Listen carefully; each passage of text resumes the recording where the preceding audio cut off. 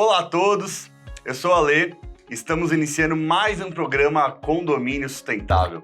Não se esqueçam de se inscrever no nosso canal e também de compartilhar o conteúdo.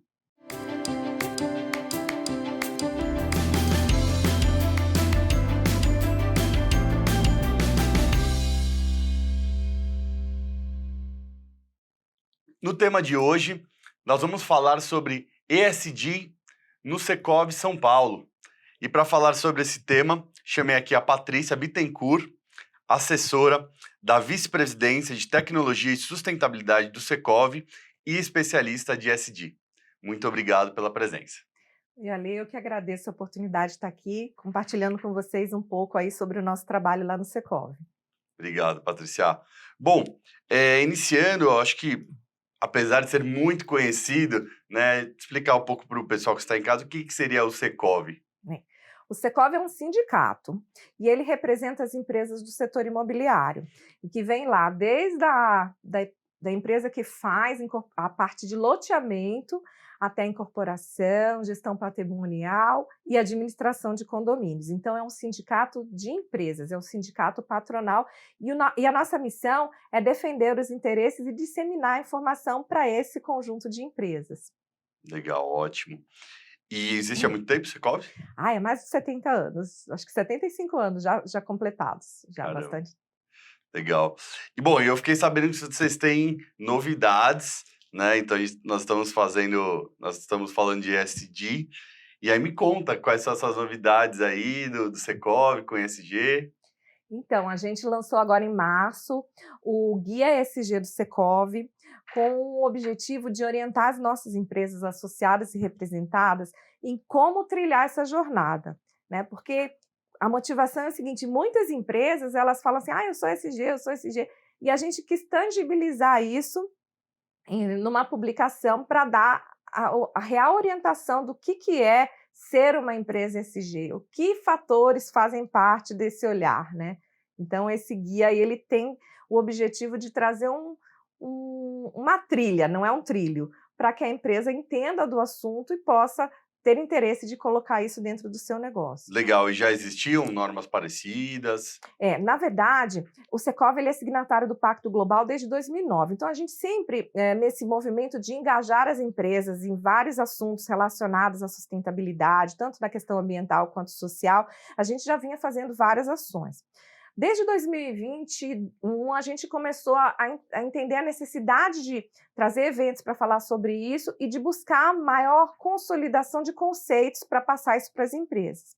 Então, em paralelo, em 2021, 2022, eu trabalhei na coordenação da Prática Recomendada 2030, que é a primeira norma brasileira que trata desse assunto no âmbito Legal. da Associação Brasileira de Normas Técnicas, que é a ABNT, que é a PR 2030, primeira norma brasileira e do mundo. Caramba, do mundo? Do mundo. Na verdade, Legal. ela é uma prática recomendada. Fala que a gente é sempre atrasado em tudo. Isso Não, a gente está sendo precursor nesse material. E o objetivo, assim, não é padronizar, é orientar. Então, eu fui trabalhar nessa parte da PR 2030, onde a gente tinha um olhar geral, né, para todos os tipos de negócio. E, em paralelo, no Secov, nós contratamos uma consultoria que nos apoiou a focar e direcionar esses assuntos para o setor imobiliário. Então, foi um trabalho meio que paralelo. Essa PR foi lançada no final do ano passado e, na sequência, a gente concluiu também o nosso guia e que traz essa diretriz para as empresas saberem por onde trilhar essa jornada. E assim, eu acho que muito focado no ramo imobiliário, né? Sim, a nossa do guia, o guia do Secov, ele está separado dentro dos nossos eixos de atuação lá dentro, que é loteamento, incorporação, gestão patrimonial e administração de condomínios. Legal, legal. E demorou para elaborar essa cartilha? Como foi o processo? Na verdade, ela vem numa consequência de um trabalho que começou em novembro do ano passado. A gente publicou o nosso compromisso público em relação ao tema ESG, que foi o Manifesto ESG do Secov. E para fazer esse manifesto, houve todo um trabalho de entrevista com os líderes da organização, né, os vice-presidentes de área, e que trouxeram a sua visão do que era o ESG e qual era a importância disso. E aí o manifesto demonstra o nosso compromisso e depois a gente lançou a cartilha. Então, ela demorou o quê? Uns 6, 7 meses para ser consolidado a partir do texto do manifesto, que Legal. era o compromisso público do Secov. Legal. E aí, como que foi esse processo final, né? Que eu estava lá presencialmente, né? Assisti, né? Todos os passos, como foi feito, e realmente teve questionário, né? Com todas as empresas. Queria que você contasse um pouco disso, que é bem legal, assim.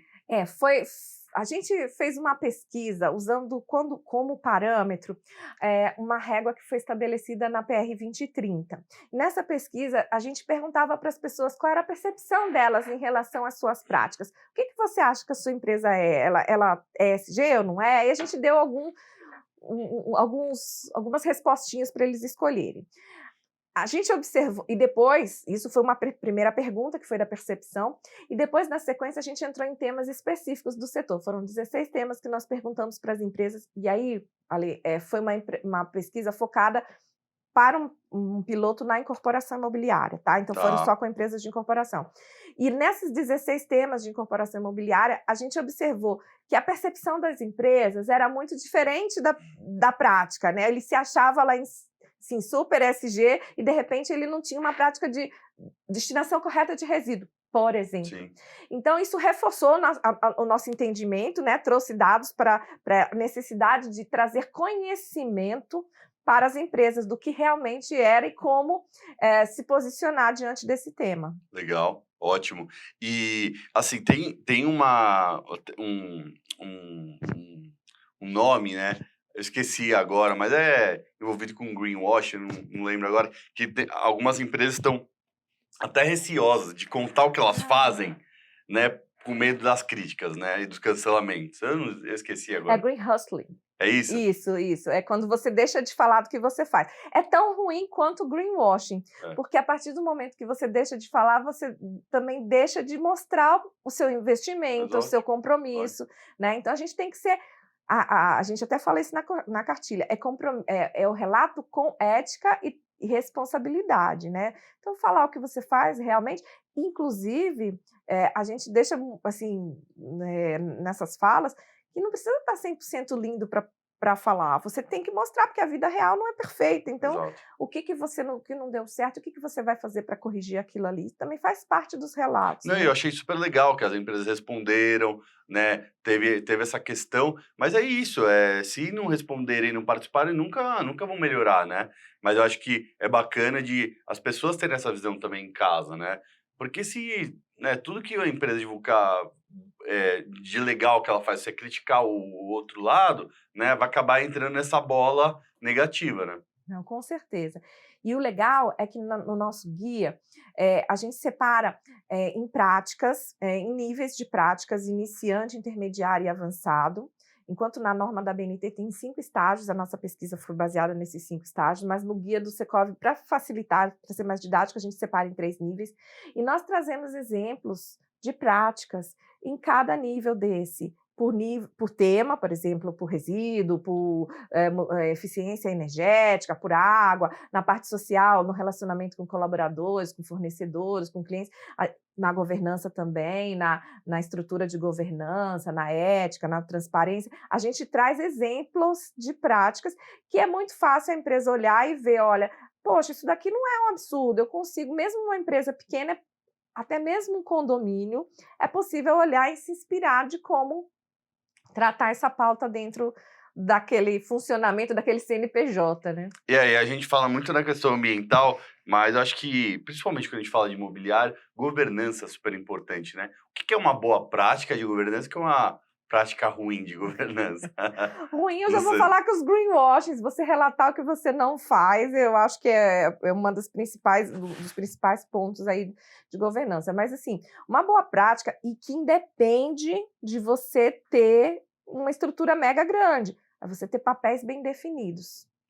ter um compromisso com as questões éticas e de atendimento de compliance. Ah, mas eu preciso saber da... Não, gente, é só atuar de forma ética e talvez dentro de uma organização ter um código de conduta, de ética. Então, são algumas práticas. E essa questão do papel bem definido chamou muita atenção dentro da nossa organização, porque algumas responderam da pesquisa que não tinha uma estrutura definida de governança, sem papéis. Então, assim, isso chama um pouco da atenção da necessidade. Ou o cara não sabia do que a gente estava falando, né? Reforçando a necessidade de entender do que a gente está falando. Porque talvez seja o ponto inicial, né? Com certeza. Aí, quando a gente fala da pauta ESG, a governança é o principal, né? A gente fala assim que deveria se chamar GES, porque a gente começa com a governança. Perfeito. Porque a partir da governança que você vai estabelecer o que você vai atuar nas outras pontes, né? Se não, você pode estar até atuando, fazendo uma ação bacana lá de prática ambiental ou social, mas se aquilo ali não estiver conectado com a estratégia do negócio, você pode estar jogando dinheiro fora, investindo, gerando uma boa prática, mas ao mesmo tempo não conectando com o negócio. Por exemplo, assim, né, a analista de sustentabilidade trazer uma ideia, mas o head, o CEO, nem ficar sabendo disso. Se ela sair, acabou toda a prática. Exatamente. Né? Agora, quando vem de cima, Sim. né, que a gente brinca que o tom tem que vir de cima, você tem isso estratégico para o negócio, aí existe um compromisso público, você pode fazer isso, não precisa ter um documentão, Sim. mas você colocar no seu site, você divulgar o seu compromisso e traçar objetivos e metas aí para chegar nesses seus compromissos. Legal. E aí essa cartilha, ela foi lançada, e aí como as pessoas conseguem acessar? Ela está disponível gratuitamente no site do Secov. Legal. Então é www.secov.com.br.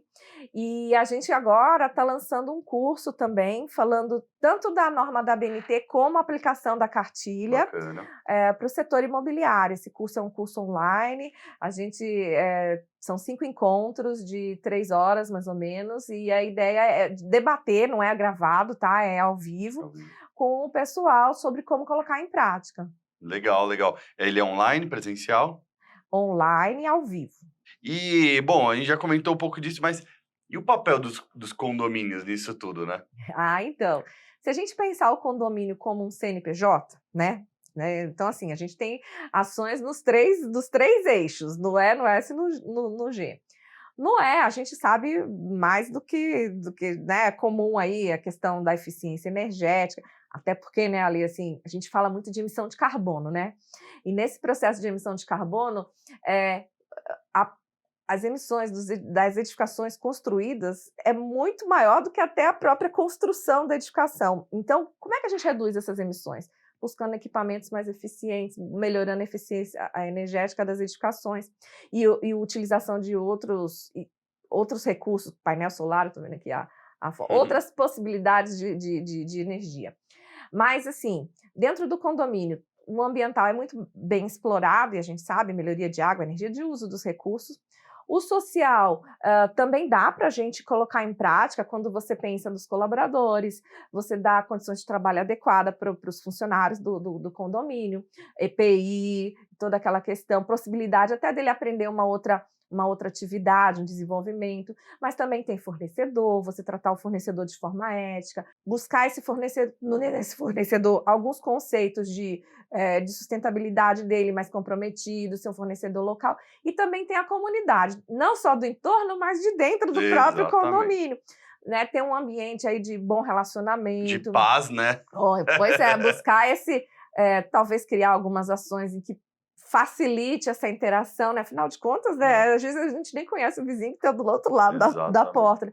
Ter algumas ações no social, então, tanto para o colaborador, quanto para o fornecedor, cliente, vamos pensar assim que os moradores são os grandes clientes do condomínio, como mesmo para a comunidade do entorno. E na governança, prestação, começa aí, definindo o papel, ter um conselho de síndicos, que eu sei que essa é uma prática, ter demonstrações transparentes, isso é uma boa prática de governança. Então, a gente consegue encaixar todas essas letrinhas dentro do condomínio. E aí você me comentou que agora no próprio prédio do Secov vocês estão traçando aí práticas né, de sustentabilidade. Isso. Não adianta a gente falar o que as empresas precisam fazer sem a gente dar o exemplo, né? Perfeito. Então, assim, no G, antes de eu chegar no ambiental, no G a gente tem um sistema de integridade compliance implantado, Legal. com um canal de denúncia que é externo.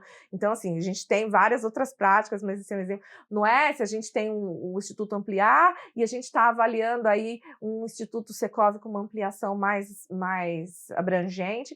E no E, nós estamos trabalhando agora o projeto de eficiência ambiental do Secov. Então, estamos trabalhando no planejamento do que precisa ser melhorado na eficiência, não só energética, mas outros recursos, e na parte de resíduos. Então, a gente busca alguns parceiros. Então, o Instituto Muda é um parceiro nessa parte de coleta de resíduos, e aí a gente está nessa fase de implantação, e não adianta falar, mas a gente tem que dar o exemplo também, né? Bacana, muito legal. Patrícia, muito obrigado pela presença. Você que é uma referência nacional, né, em ESG do setor imobiliário. Acho muito legal ter uma pessoa levantando essa bandeira. O setor precisava demais, né? E te agradeço muito pela presença. E aí, fica as suas considerações finais, por favor. Eu que fico assim, honrada de estar aqui representando o Secov nessa fala.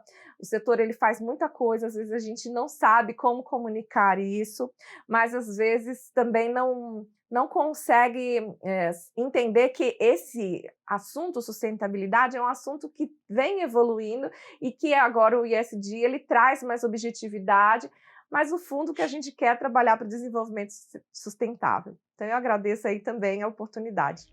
Bom, pessoal, vamos chegando ao final de mais um programa. Não se esqueçam de compartilhar esse rico conteúdo. E também não se esqueçam, sustentabilidade começa em casa.